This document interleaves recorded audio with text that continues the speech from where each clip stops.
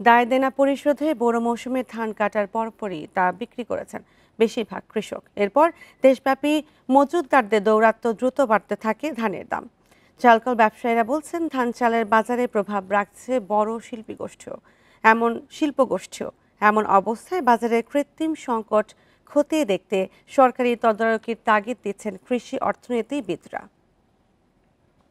Bundle থাকলে প্রতি সেনমানিতে টাকা বাঁচবে। বিকাশ সেনমানি বান্ডেল কিনে জিতুন প্রতি লেনদেনে।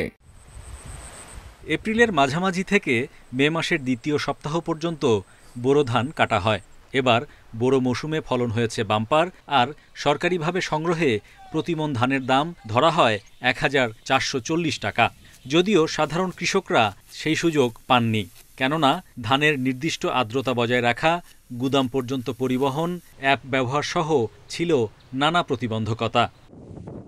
ভরা মৌসুমে বাজারে মোটা জাতের ধান বিক্রি হয়েছে ১,০০০ থেকে ১১৫০ টাকায়, সরু জাতের ধান বিক্রি হয়েছে ১৩০০ টাকা পর্যন্ত। ১,০০০, ১১৫০ টাকা দাম বেঁচে ফেলছি আমরা। বেঁচে আমরা হালকা টাকা দিছি, এই পালে হনি তাদের দিছি, ধান আর নেই। এখন বেশিরভাগ কৃষকের ঘরে বেচার মতো ধান নেই, কিন্তু বাজারে দাম বাড়ছে দ্রুত।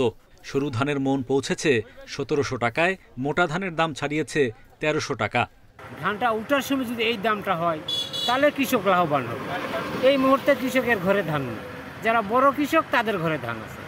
খাদ্যপণ্য মজুত ও বিপণন আইন মাঠ পর্যায়ে কার্যকর হয়নি, তাই নিয়ম নীতির তোয়াক্কা করে না ধান মজুতদাররা। বড় বড় শিল্পগোষ্ঠীও চালের বাজারে প্রভাব রাখছে বলে মনে করেন চালকল মালিকরা। হাটে বাজারে মজুতদার হয়ে গেছে কিছু, যারা মনে করেন চাকরি করে কিংবা একটা দোকান করে, তার পাশাপাশি তারা ধান কিনে রাখে। এটা কিন্তু প্রশাসন কেউ খোঁজও করে না, দেখেও না। কিছু বৃহৎ শিল্প কলকারখানা গড়ে উঠেছে, তাদের অধিক পরিমাণ ধান ক্রয় করতে হয়। পাশাপাশি তারা হচ্ছে চাউল তাদের নির্ধারিত মূল্যে তারা বাজারজাত করে থাকে। এইসব কারণে হচ্ছে এই ভর মৌসুমে হচ্ছে ধান এবং চালের মূল্য বেশি বলে আমি মনে করছি। এত অল্প সময়ে কেন এরকম একটা উল্লম্ফন এটা ঘটলো, এটা একটা বোঝার ব্যাপার আছে, দেখার নিশ্চয়ই ব্যাপার আছে, এবং সরকারি আইন অনুযায়ী যেভাবে থাকার কথা সেভাবে আছে কিনা এটা হলো একটি কাজ।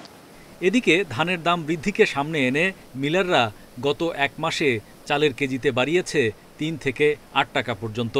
এমন অবস্থায় বেসরকারিভাবে চাল আমদানি আবারও শুরু করার তাগিদ দিচ্ছেন অনেকে।